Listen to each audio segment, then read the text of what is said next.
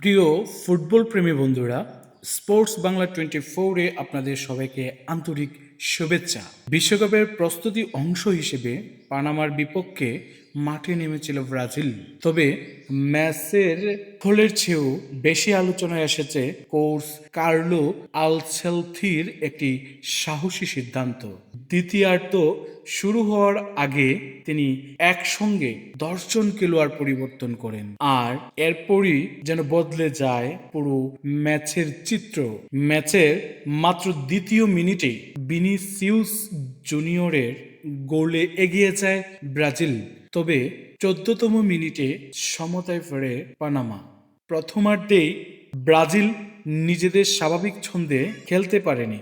মাঝমাঠে কাসিমিরো ও গিমারেসকে বেশ চাপের মধ্যে থাকতে হয়েছে। আক্রমণেও ছিল না পরিচিত ধার।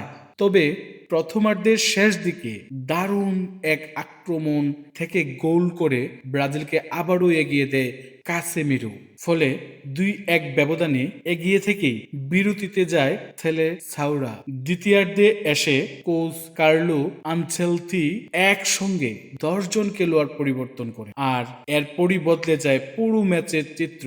পরিবর্তনের পর মাঠে নিয়ন্ত্রণ পুরোপুরি নিজেদের হাতে নেয় ব্রাজিল।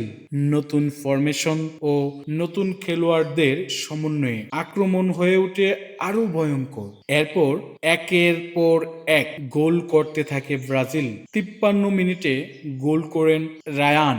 60 মিনিটের ব্যবধান আরো বাড়ান লোকাস ফাকেতা।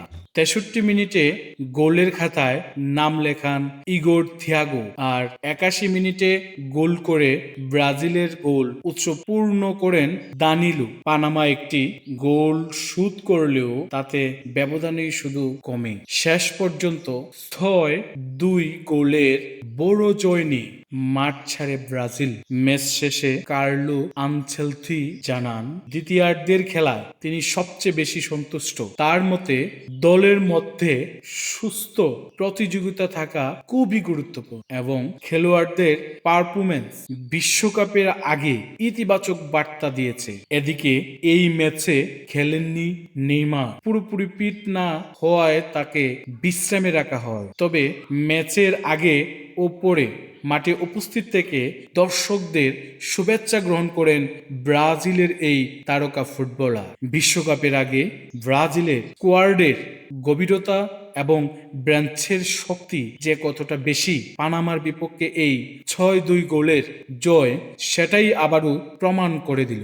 ভিডিওটি ভালো লাগলে অবশ্যই লাইক, কমেন্ট ও শেয়ার করবেন। আর ফুটবলের সর্বশেষ খবর সবার আগে পেতে স্পোর্টস বাংলা 24 চ্যানেলটি সাবস্ক্রাইব করে পাশে থাকা বেল আইকনটি অন করে রাখুন। ধন্যবাদ।